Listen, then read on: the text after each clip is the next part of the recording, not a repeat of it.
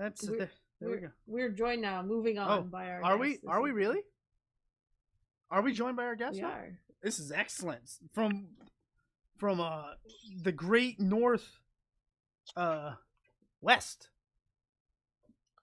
or somewhere up there. I don't. You're not up in Alaska now, are you? Well, he might be. Can you hear me now? Yeah. Can you hear us? We're good. Is the question. Oh, sweet. No, I do not live at home. I wish I was actually just visiting about 3 weeks ago. It's. I heard you. It was. I think you said something like, when you were living in Alaska. It was Wasilla, Alaska, I believe. It was a Correct. 62-hour drive from your apartment to your mom's house. 62 hours. Yeah, that's if you drive nonstop. Oh my goodness gracious! I can't even. Yeah. It's an hour and a half to my parents' house, and I'm like, I don't even want to make it half the time. But Yeah, I contemplated taking my Jeep down here, but then I just gave my Jeep to my mom, no, and then she wrecked it a year later. oh, can't trust those moms. But I'm interested to know something. I'm interested to know. You can help me out with this. I purchased a big trampoline for my daughters. I have 3 daughters. They're all athletic. They're all in this gymnastics and watch wrestling. I bought them a big trampoline. What should I expect? Like, should I encourage them doing wrestling moves? Are they going to be trying these flips and new moves? Like, you were on a trampoline at the age of 5, probably, right? Doing moves with your brother? Oh, for sure. Yeah. We were wrestling since probably like 5 or 6. But we escalated it to just the yard and then the living room, the garage. Right, we broke my mom's house, pretty sure. But trampoline is a safe bet for starters. For starters, where should I go from there? So my brother if my brother wrestled, he'd be way better than I am. He's so much more athletic. But we escalated to where we brought out old mattresses and we were jumping off the roof. Oh boy. So just prepare for it, but the trampoline should be enough. Does it have the net around it or no? We never had the net around ours. It does have the net around it, yes. It will when I put it together, but yes. For sure. You might feel like you're hitting the rope, so that'd be more fun. Yeah. Or you can treat it like a cage match. They'll do something that I'm either regretting or going to harness and capitalize one way or another. I mean, they already do, like, they can do backflips because they have gymnastics. So they already practice moonsaults, like, off of the couch onto each other. Oh, gosh, they're going to be crazy. So shit's going to hit the fan. Literally. They're going to destroy my living room. They're going to take over. Yeah. Well, they do take over now. Oh, I owe my mom a house if I ever make it. There's a good story about you busting open someone in your mom's living room with a big gold belt. Yeah, with the big Goldie. Yeah. He's my best friend. He now lives in Alabama, but we were just from escalating. We had a street fight that made its way into the living room, and my mom was on her way home, so we had to finish up the match. So I just grabbed the belt, and we knew the golden rule: put a hand up, and he just decided not to put a hand up, and I busted his forehead clear open, and blood was everywhere. Mom wasn't happy. No.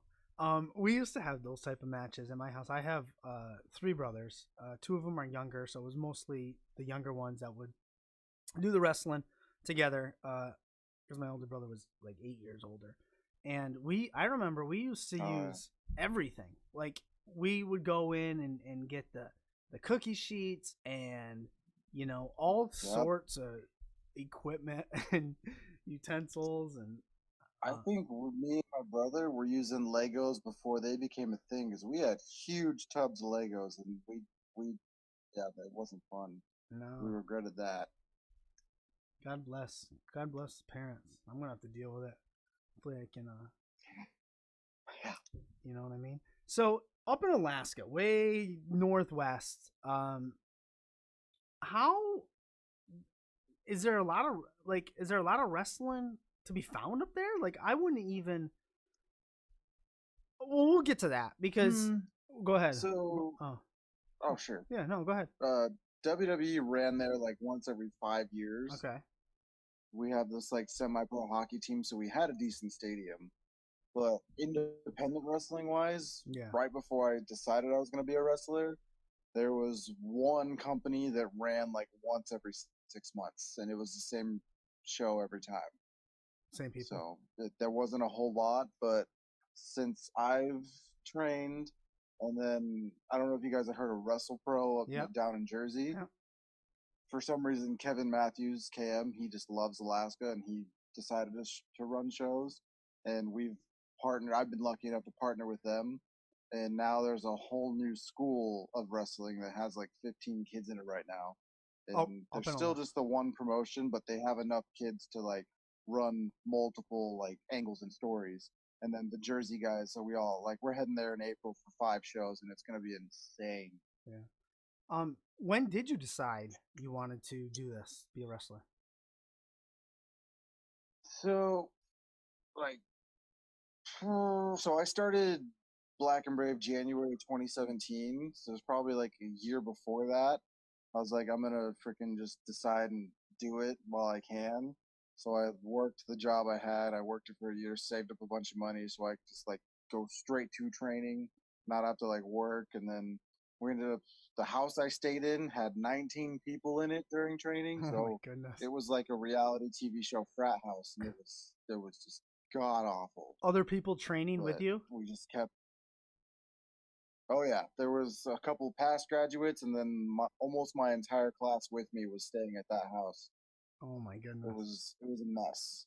There's no privacy. Someone was always awake. That is a reality show. I want to see that. A lot of good alumni from that Black and Brave. If we were smart enough, we would have recorded everything. Yeah, for sure. There's a lot of stories in that house. Luckily, I was able to move out a couple of years ago. Zicky Dice in that house? He visited. I don't know if he lived, but he always came around and visited. He's actually stayed at my apartment quite a few times. Yeah. But now I moved in with my girlfriend. And I think he moved out into Georgia. Yeah. But yes, Zicky is a great brother. Yeah, he's a good guy. He's definitely good. Oh yeah, I love him. I have, I'm sitting on this huge beanbag right now. He'd always pass out on it in my apartment. And it wasn't his birthday, but we went and got carrot cake, and then we passed out on carrot cake, and he just like passed out like all whatnot with my cat just like chilling on his face. It was hilarious. Oh, it's outlandish. Jeez, no respect. It was. Some other great graduates or well, you can correct me if they're graduates or not if they finished there, but we know Zicky Dice did. Josh C, we've had him on the show. He is a phenomenal person, human being. Josh C is like one of my other best friends. I love him. Yeah. Like he's actually visited. He moved back to Minnesota a couple months ago. He's actually here in town visiting, staying in my old apartment right now. Nice. So in Black and Brave, for those people that are either going to listen on YouTube when we get it out there or in the chat now, Black and Brave is Seth Rollins' school, and I'm gonna botch this name big time. Merrick Brave, is that how I say his first name? Yeah, you got it. Merrick, and it's so Merrick funny. Brave. I read it. I wanted to get the name right, so I said Merrick Brave, and right when I said that out loud, it clicked with me why it's called Black and Brave. It never occurred to me before. I swear to God, and you're right. I swear to God, you're like the third Black and Brave person we've had on, I believe, and it finally clicked with me. But what's the biggest? What resonates most with you from your time in Black and Brave? Oh, ring psychology for sure. Like the things that I've been able to learn from Rollins or Black or whatever you want to call him, like I wouldn't even be close to the wrestler I am today without his take on the ring of like psychology and all that. Yeah, that's like he's not someone who just throws his name on a school. Like he was there almost every single day of my training. It was hell, but it was good. Yeah. Um, that's refreshing to hear. Psychology is like what you took away and what you like to use. Because we need more of that. Yeah, the psychology, the storytelling of it, it's my favorite thing. I was so afraid of it when I was training, but it is my absolute favorite thing about wrestling. Um, what is training like at the Black and Brave school? Is it like how intense is it? It seems like it would be intense to me. So it's 12 weeks, but it's technically like 12 weeks in one day because before you start the 12 weeks, you go in for one day and it's literally like 5 hours of like the most working out you've ever done in your life before you even get into a ring. Like he's gonna push you. He wants to make sure you're actually there to like for the business, not just to meet him. Because there's people who have paid to go to the school just to meet him and then leave the very next day. I'm like you could have just like that did it's crazy, but the training it's the best training in the world in my opinion, and he makes us work. You were required to take 3 CrossFit classes per week, and if you miss those, you did not want to miss them because I think one time it's a team thing. One time one of our kids missed one. He only got 2. We all had to run like 10 miles that day. Oh. Like we don't miss class. Like it's very disciplined and it helped me in paying my dues and all that. Um, but so I weighed 255 pounds, and then at the end of the 12 weeks, I was 201 pounds. Wow. That must, It was yeah, intense, and it was the best experience of my life so far. Yeah. One of. One of. Let's you talked about Wrestle Pro, how Wrestle Pro's up in Alaska now. Um, talk to me. Let me and Vanessa know. How that came about, Wrestle Pro, how Sanjay Dutt got you on that first show up in Alaska that they had? So I hadn't heard of Wrestle Pro. This is like this was we've been working together for like 2 years. So I was like a year into the business of wrestling. And I randomly just come across this poster that says Wrestle Pro Alaska. Like north or far north or something. It was a Game of Thrones reference. And I'm like, okay, this has got to be fake. Like, why am I seeing all these names? I was like, holy crap, this is real. I found out who was the head of it. It was at the time it was Pat Buck, Sanjay Dutt, and Kevin Matthews.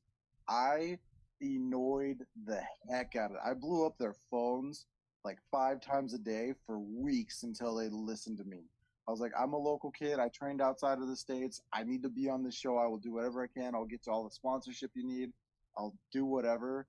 And finally, I got through to Kevin. He finally listened. He's like, all right, here's what you got to do. You have to fly up to Alaska 3 months before our show, do a seminar with Sanjay Dutt, who's going to be there. And if he likes you, he'll put you on the show. And I was like, oh my gosh, fine, I'll go do it. Like, I don't mind going home as much as I can, but it's expensive. Right. And it's like an 18-hour travel day of just layovers and flying to get there. But I was like, all right, we're going to do it. And so, like, the week before 2 days before I fly home, they had their second biggest earthquake ever in the state of Alaska, almost as big as the 64 earthquake. It destroyed the highways. It destroyed the street I grew up on. Like my house that I grew up in was a mile away from a completely obliterated street. And I almost got stuck in Alaska. My flight almost didn't leave, and then I almost got stuck in Alaska because of the construction.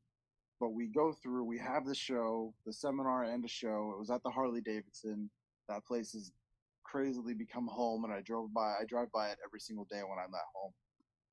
And I meet Sanjay. He's a real cool guy. I have a match with Class, and like 3 days later after I get home, Kevin's like, "Hey, Sanjay liked you. We're gonna put you on." I was like, "Oh my gosh, thank goodness." So then I had to get home, and I had to save up for another trip back to Alaska.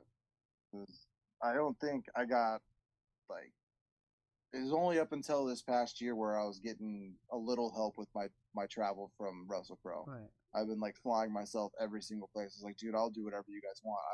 I'm stationed in Iowa right now, and that's when I first got on their show in Jersey.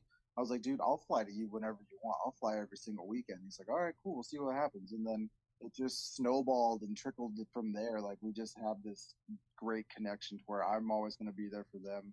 I'll fly to them in a heartbeat. And then they always, like, the last trip, they literally gave me a vacation home, and I got to wrestle like 3 or 4 times. Also, it's turned into the best thing ever because I never thought I'd go home as much as I've been since deciding to become a wrestler. Yeah.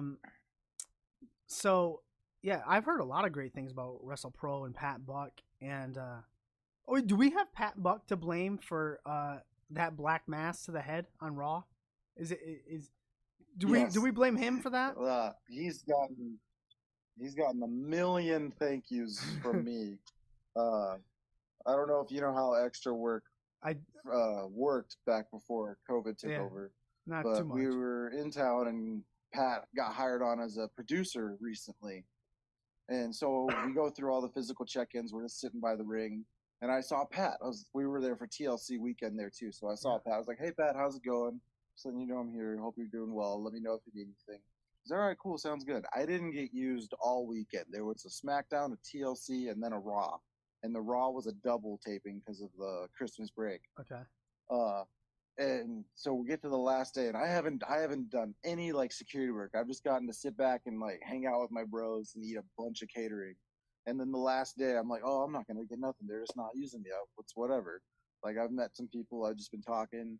We get through the last check-in, and Pat's like on the other end of the ring, and I see him. And we're just sitting down ringside. He just starts walking over. I'm like, oh, okay. And like he's like 50 feet away. He just like screams. He's like, yo, Deonn. I was like, oh. Oh, shit. What did I do? It's like, because you don't normally just get your name called. Yeah. Like, oh, what did I do? Like, what's gonna happen? So I get up, I walk down, and I'm like, oh, how's it going, man? It's like, hey, good to see you. Glad you stuck around. All this, all that. And then he just is like, oh, hey, you're gonna have a match. I was like, say what? He's like, yeah, I found an opportunity. We're gonna put you in a match. I was like, really? Me? Like, why? He's like, I've seen you work. You jumped off a ladder for me one time. You're fine. Like, I trust you for this spot. It's a real quick spot. I was like, all right, cool. That's fine. He's like, you're working Aleister Black. I was like, oh my gosh. Like, he was getting a pretty good push at the time. I was like, yes, he was. Dude, I don't care if it's 2 seconds or like 5 minutes. I'm going to go all out. And oh man, that was a whirlwind crazy of a day. Like, it was only like a 1 minute long match, but it was the coolest and craziest thing out there ever. Yeah. I went and watched it this morning. I don't know how much I can. What was that? I said I went and watched it this morning, and it was a very quick match, which was to be expected, but it was good, and it was in that black mass. You took it like a champ, and down you went, man. It was nice. I told he's like, oh, I don't hit people. It's fine. I was like, dude, kick my brains off. I'm gonna sell this like $1 million for you. He did. That was good. Thankfully, he did. Funny story, when he kneed me in the face, he knocked out my contact because I wear contacts, so I'm wearing glasses. Yeah. And then on the black mass, like I was reaching down, seeing if I could see it on the ground. As he kicked me, he knocked it back into place. So I was literally thanking him as he pinned me. That's funny. So yeah, so if anyone just search it up. I mean, I just typed in Deonn Rusman. And it was on YouTube, against Aleister Black on a Raw. Real short video, but it's worth it. Yeah, for sure. I'm one of the very few who don't put a hand up on the black mass. Yeah, it was well done. Well done. You should be proud of yourself. You mentioned another spot that I wanted to touch on tonight, and that's the ladder spot at Wrestle Pro in Jersey. You went. It reminded me, obviously, of the TLC with Edge. Yeah, it was a TLC with Edge. When Edge did the spear off of the ladder to the ground. Actually, I think that was the final spot in that match. But it reminded me of that. You did a spear, correct me if I'm wrong, off the second turnbuckle into a guy onto a ladder. Is that correct? Yeah. So I picked up the spear right after training. I was like, I don't want to do it because people say I look like Roman Reigns all the time. I was like, I don't want to do it, but I threw one in just for the fun of it, and I was like, that felt good. So I was like, I'm just gonna make the spear different for me. And then I get into Jersey that day, and I knew about the ladder match. I was like, oh cool, we're gonna have some fun. And Kevin's like, all right, hey, do something crazy. I was like, I got ideas, and then I wanted to do the exact spot, but we didn't have something strong enough to hold up Yeah. someone holding on to it. I was like, well, what if one of you were on a ladder and I just freaking jump as far as I can? And freaking we broke the good ladder on accident. I'm pretty sure. I went through that one with a rock bottom like 5 minutes before, and then there was another ladder in the ring that I had to jump and clear over to make sure we didn't land on it. And oh man, that was the coolest wrestling move I've ever been able to pull off. And then I don't know if you saw the rest of the video. It took me a little bit to get that metal off of the ladder, the top of the Yeah. ladder. And I was like, oh, come on, don't fall, don't fall. And it just took me forever to pull it off, but I finally got it. But Wrestle Pro's given me so many amazing opportunities. Like I can't thank them enough for where I'm at either today. Speaking of opportunities, one that unfortunately slipped through your fingers due to the pandemic and COVID, you were scheduled to have a tryout with the WWE before all this hit? So the Black Mass actually got me my tryout. That has yet to happen, but it's gonna happen sometime this year. Awesome. They're starting to open it up to where they're getting back to where the list, but the tryouts are a lot smaller. Yeah. So after the Black Mass 1, 2, 3, they bring us back to Gorilla, and Paul Heyman was in charge of the Raw Creative at the time. And as we get through, he like grabs my hand, shakes it, and he's like, "That was only about 30 to 40 seconds, but it was a damn good 30 to 40 seconds." It's like, all right, cool. Paul Heyman just gave me a good ass compliment. Like, let's roll with that. And then about 2 weeks later, I'm just like working at my shoot job, and my trainer Merrick texts me. He's like, "Hey, I just got word that we're gonna throw you into the Black and Brave tryout for WWE." I almost wrecked my company car reading that text in like excitement. I had to pull over and just like scream. I was like, "Oh my freaking gosh, I gotta do this! I'm freaking gonna do it!" And then COVID took over and delayed all of it. Yeah. So it's literally just like a wait and see, and they're just like bringing in a small group of people at a time. Yeah. Well, but I've been guaranteed one sometime this year, so hopefully that end sticks up. Is that the end goal? Is that the end game for you, the WWE? Did you feel? What did you feel like when you were in a ring on Raw? Did it feel like that's where you were supposed to be? I felt like home. Like I didn't even. I had like the nervous jitters, but not like the I'm like I don't know what to do. Like I knew what I was like that was where I meant to be. Like that, it just felt real and like natural, and like that's where I have to be. Yeah. You got that look too. You got that look, for sure. So yeah, and it makes sense that they're gonna, when they start back up with tryouts, that they can't probably bring in as many as they usually do. So that does make sense. Right, they had to change it up a lot. I'm just gonna be thankful if I still get it. Yeah, for sure. What would you be doing if one thing that kept me in shape during all this quarantine was knowing that I might have that. That's a good question. So okay, so that was your driving force to keep you busy and not go insane. 100%. Yeah. Nice. I got lazy for a couple weeks where I was eating pizza like every other day, and then I was like, "Hold up, I think I've still got this. I got to get back into it." Yeah. So it kept me in shape for a good amount of time, and then we're slowly getting back into the swing of things. Tomorrow we have a little photo shoot, and then Saturday we have a taping here locally at the school where we've been running our local promotion, SCW Pro. So we've been doing tapings for a Patreon account, and it's been fun stuff. So that's SCW Pro? Yeah. Nice. What would you be doing if you didn't become a wrestler? If you weren't wrestling, what would you be doing? I'd probably have short hair and still living in Alaska. I'd probably just be like fishing and just working whatever job I can. Yeah. By now I'd probably be on like the pipelines up north, and right now it's negative 101 degrees up there with the wind chill. Not a fun place to be. No. So that's at the very, very top of Alaska, called Prudhoe Bay. Wow. I learn things every time I do this show. To me, Alaska is just like cold, and always dark, I guess, is what I think of. But I don't know. A lot of the time. What's that? A lot of the time, especially right now up north, they're facing that like it's like 2.5 or like it's like 67 days of night. Like the sun does not come up right now. At But all? back in my hometown of Wasilla, the sun's probably up by 10, but then it's down by like 3 Oh right my now. That's how it was gosh. when I was back home. Wow. Yeah, it messes with you. Like when I moved down here, it was such a culture shock. I was like, Yeah. dude, like it's light early on, and then man, Yeah. like I didn't know what to do. And then the summers in Alaska are super tough because there's no like darkness. Like the sun goes down at midnight, comes up at 3 a.m., and then in July it doesn't even set for 2 days. You're like, holy crap! Like you can't. You have to have like thick blinds just to like take a nap. Yeah. That's insane. Goes down at 3 o'clock.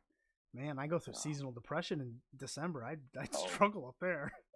Oh, that's one of the biggest like downfalls. It's hard. It's Alaska's such a beautiful place, but it's also like a huge trap. You can get trapped there. It's not. Sometimes it's not healthy. Yeah. But on to things that are healthy, and you're a big Star Wars fan, right? I love Star Wars. My girlfriend hates it.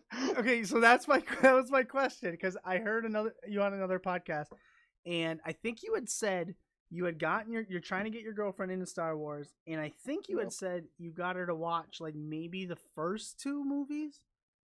We got to the first two, and then we got halfway through Revenge, and then she can't stay up. Like we put on movies too late. We both go to sleep early because we get up at 5 a.m. to work out. But when we first met, she was already going to sleep by like 8 o'clock. I was like, really? Tell her, man. Revenge of the Sith is when it all clicks. That's the best one. I know, and I was just telling her, wait, the stuff's about to get good. She got to the two hard ones.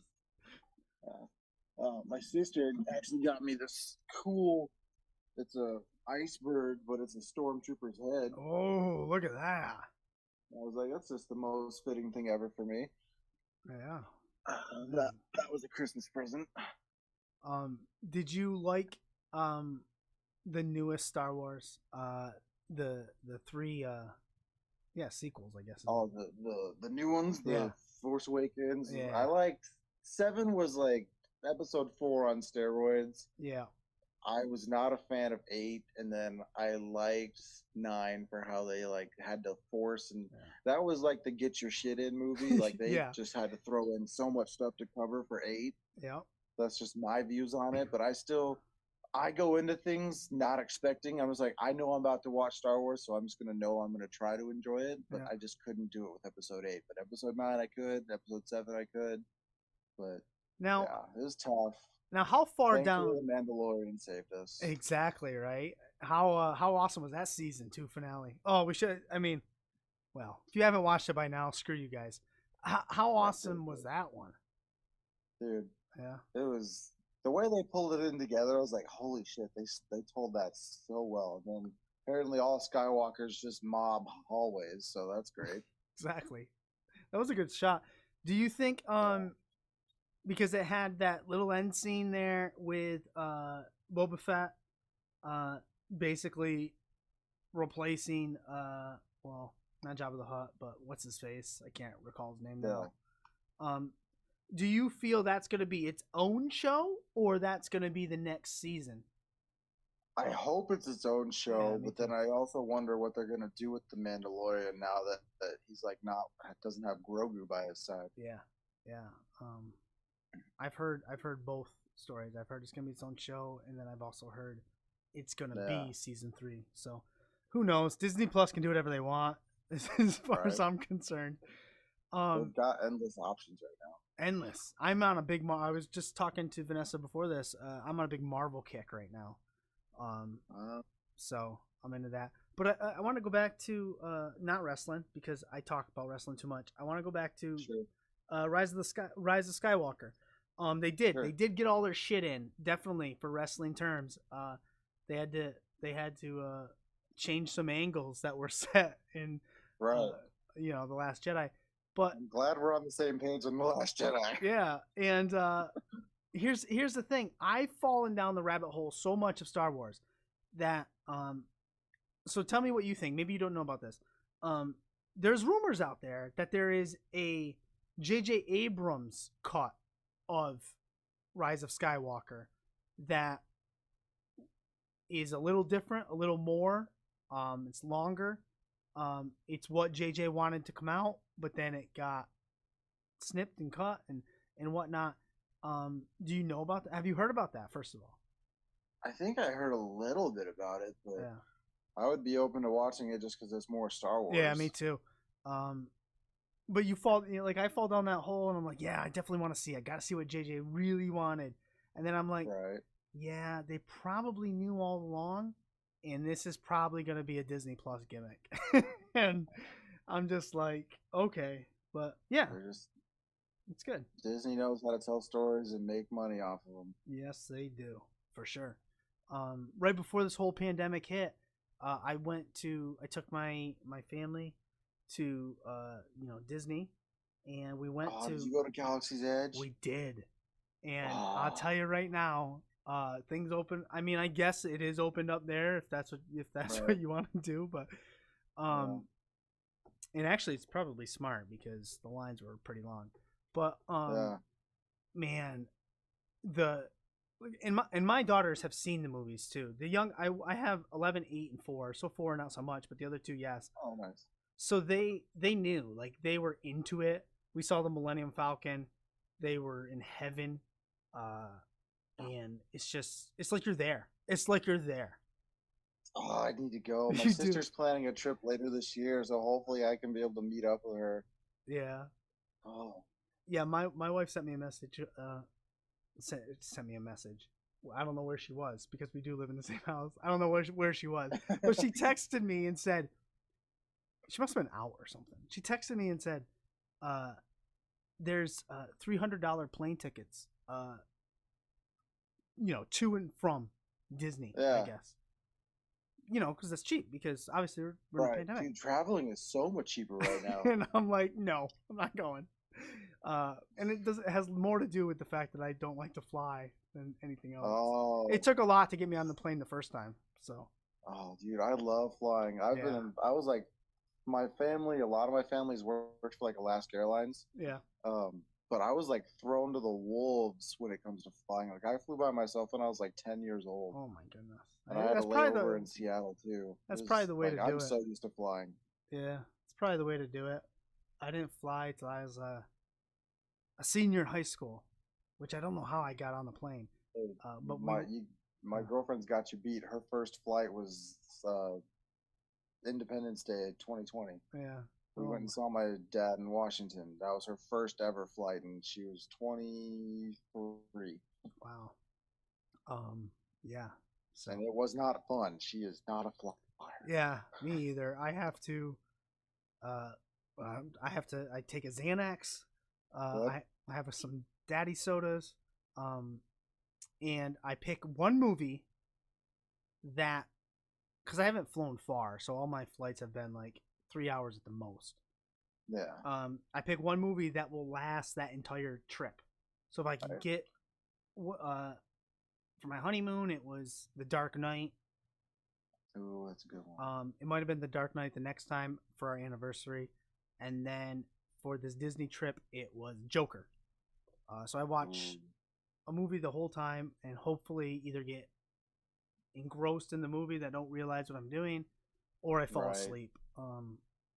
But as soon as we hit turbulence, I get all freaked out. Oh, dude, my girlfriend was freaking not to freak her out anymore. But she flew again. She went with me to Alaska, so it was 2 flights that time.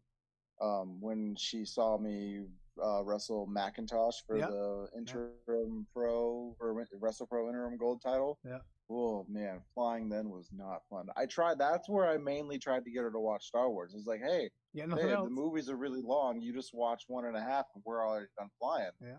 And she was still freaking out the whole time. Oh man, good stuff. But anyways, so I guess we can get back to a little bit of wrestling. What's next for you? What do you got coming up? You said the taping, the Patreon taping that you got coming up here. What Yeah, else? so we have a little photo shoot with getting some promos done tomorrow at the school with a local photographer, and then we usually tape for our SCW Pro show once or twice a month. Oh, stop that cat. We usually tape that once or twice a month, so that's this weekend, and then things are kind of opening up in our area, so we're like planning like one more taping, and then hopefully like when things start clearing up and less snow, we're gonna try and get back to like outdoor type Yeah. shows. But then the first week of April, I'm a little upset about this because I don't want to like miss any type of WrestleMania stuff. Yeah. But I still love I love Wrestle Pro like all my heart. So Wrestle Pro, we're doing 5 shows in 9 days. We're going to Homer, Alaska, Soldotna, Alaska, Fairbanks, Alaska, and then 2 nights in Palmer. Wow. And it's gonna be a wild ride because I land in Alaska on the 31st. The first show is the second. That's a 4-hour drive from my house, and then the next night is Soldotna. That's an hour back, and then 2 days or like Wednesday midweek, it's a 4-hour drive back home, then a 6-hour drive the other way to Fairbanks, and then a 6-hour drive back, and then 2 straight nights in Palmer. But we have a lot of talent coming in, a lot of AEW and Impact guys. We've got one of my opponents, Anthony Bowens. He's on the Yep. Acclaimed in AEW. We're Yep. fighting we're unifying the gold title. We got Tommy Dreamer versus Sammy Callahan for one of the nights. Dude, this week is going to be crazy, Wow. and I'm just going to have to drink a lot of coffee to stay awake for it because it's going to be a lot of driving. Sounds awesome. Tommy Dreamer, Sammy Callahan. Woof. Good grief. That's just like 2 of the matches. There's like 30 matches happening in these 5 days, and Yeah. all of them are like top of the line. And the best part about it is that we get to use so many of the Alaska students. Like when I went home a couple weeks ago, I actually got to help them out with a night of training, and I got to roll around with some of them. Yeah. And we had a lot of fun. There's some good potential with those kids, and I freaking love it. And they get to showcase and be able to wrestle at home. And I'm like, you guys just don't take it for granted. Right. Have all the fun you can, and just do it. That must be awesome to see. Oh yeah. Going back there and seeing those kids, like you said, with all that potential, having the school there for them to evolve. Yeah. That's awesome. That's awesome to hear. Yeah, there's a lot of good kids in that group too. Like, and I'm very very critical. Like I nitpick, so I'm a perfectionist. I have to make sure that I'm not going to do anything unless I know it's perfect. And when I critique someone that I want to do, like I'm critiquing their every little move, and they have some good kids in there. Yeah. Excellent. Anyways, we're at the end of the show, and what I like to do is I'm going to give you the mic. You can put over anything you want. You can plug your social medias. Yeah, whatever you want. The floor is yours, my friend. Sure. I'm gonna put over. I don't know if I heard. Okay, I was gonna put over my animals, but I'm gonna put over my girlfriend. She's upstairs about to fall asleep as we get up at 5 a.m. All right. She sticks around. She freaking love her. She helps out. She supports the wrestling dream. I'm gonna throw out 907 Wrestling Academy. They freaking kill it. Black and Brave Wrestling Academy. Like, there's a lot of great talent coming out of there, and a lot of them are unseen, especially with COVID coming on. But once things get back to normal, we're gonna take over. I hope that by the end of this year that I am back where I was before COVID, if not better. I hope I can just prove everyone right, chase that dream. Thank Wrestle Pro. Thank everybody for all the opportunities. Thank you guys for having me and reaching out. I had a very awesome time just shooting the breeze with you guys. Yeah, it's fun. Would definitely do it again. Don't mind this at all. Yeah, for sure.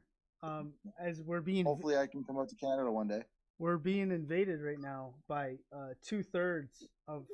Oh, hello, little one. He says hello. You want to wave to him? No? Are you guys all right? I'm gonna say bye to him, and then I'll say goodnight to you guys. Deonn, thank you very much for coming by and giving us your time, and thank your girlfriend as well for giving us the time. Oh, well, thank you guys. And let me know if you guys ever want me on, or if you guys get Zicky on again, let us just join in, and we'll all just go crazy. All right. For sure. Have a great night. I'll talk to you soon. You too. Later. Bye.